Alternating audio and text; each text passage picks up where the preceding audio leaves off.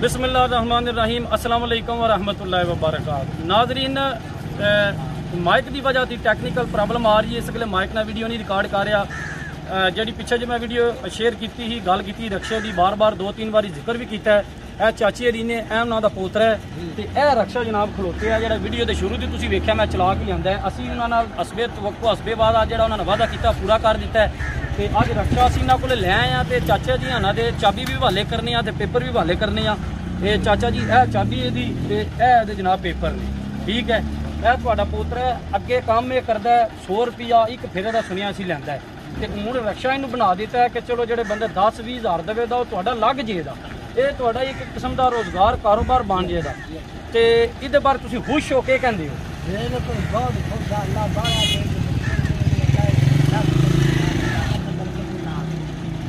एक बार ना मारो जो अगे मारिया जी नहीं मदद मुड़े नूं असी दुकान ते भी लवावांगे रक्शा उत्थे पक्का करे, छुट्टी नहीं करनी, काम करे, तुहाडे हालात घर दे ठीक करे, अपना जिहड़ा ना मकान तुसीं बनांदे पे वो ठीक करे।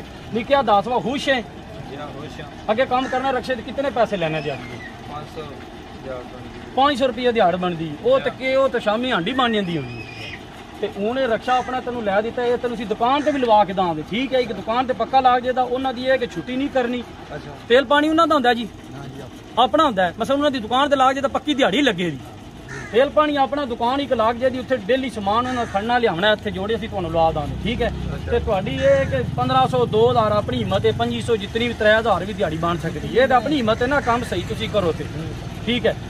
जिस बंदे ने लैके दिता है ना, ये मैं अपनी तरफों नहीं दिता, मैं वीडियो बनाना तो लोग अगू तामन करते हैं। जिस बंदे ने लैके दिता है ना, तुसी उस बंदे का शुक्रिया कर दो कि मेहरबानी।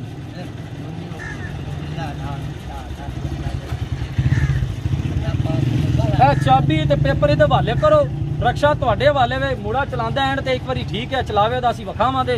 नाजरीन, मेरा स्क्रीन के थले तुहानूं नंबर नज़र आ रहा, तुसीं नोट कर सकते हो। अपना सदका हैरात किसी ने भेजना हो तुसीं मेरे नाल राबता करो, इंशाअल्लाह असीं कोशिश करांगे एफो जे हकदार मुस्तहिक बंदे ने ये असीं ढूंढ के, चाहे करनाने अवन बाहर अवन जिथे भी अवन, इंशाअल्लाह उन्हां तक पहुँचांगे, उन्हां दा हक उन्हां तक पहुँचावांगे। जिस बंदे रक्शा लैके दिता है 1,30,000 रुपये का रक्शा लिया, ठीक है। 1,30,000 रुपये का उस बंदे ने आख्या साडा नां नहीं लैना। चले रक्शा सैकेंड हैंड है, लेकिन एक गड्डी चंगी बंदे ने 2 दिहाड़े चलाया, चेक किया, सानू पैसे ज्यादा लगते हैं लेकिन असीं कारोबार नहीं करना, असीं तुहाडे वास्ते लैके आंदे। तो जिस बंदे 1,30,000 रुपया दिता है ना, उहदे वास्ते दुआ करनी, चलो उंज भी करदे पे ढिड्डों ही दुआवांगे, ठीक है। तो नाज़रीन हुण ए मुड़े नूं असीं रक्शे दे उत्ते भालांगे, मुड़ा चलावे दा रक्शा। तो तुसीं नंबर मेरा नोट करो, अपना राबता करो, इंशाअल्लाह पैसे भेजो, असीं जिहड़ा 1 रुपया होवे ना वो हकदार तक असीं पहुंचावांगे। चल वा निक्के झाड़ रक्शे ते मार जनाब कर कैमरा मैन साहब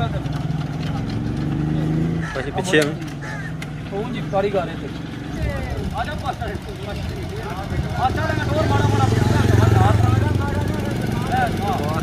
चलो जी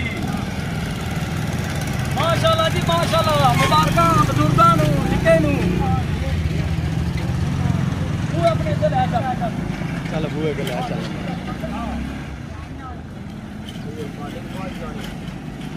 हैं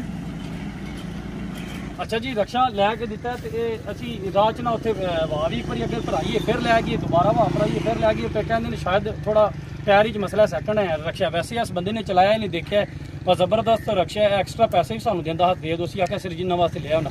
अच्छा अच्छा जी 2,000 रुपये असीं तुहानूं नाल दे रहे हैं कि ये जो टायर गियर कोई थोड़ा बाला फॉल्ट है या टायर नवा पवाना चाहते तुसीं इहदा टायर पवा, ठीक है ना। वो वाह घट भावें वाह भरा के चला लो, पेंचर लवा के चला लो, या टायर नवा पवाना है, 2,000 रुपया तुसीं अपना काम चला लो, ठीक है।